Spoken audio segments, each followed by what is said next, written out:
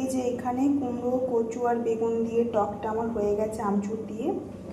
আর এই যে ডাল, আলু, সয়াবিন সিদ্ধ করে রেখেছি, এটা ফোড়ন দিয়ে এখন সাঁতলাবো। এখন আমার প্রেগনেন্সি 3 মাস চলছে।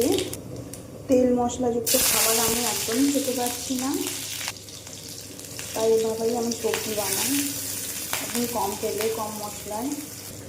বাটা মশলা তো আমি একদমই ইউজ করছি না, খেতে তো পারছি না, তাই আমি এরকম কালো জিরা, কাঁচা লঙ্কা, পেঁয়াজ ফোড়ন বা একটু আদা কুচি দিয়ে রান্না করে খাচ্ছি। এই যে এবার সেদ্ধ করে রাখা সবজিটা দিয়ে দেবো।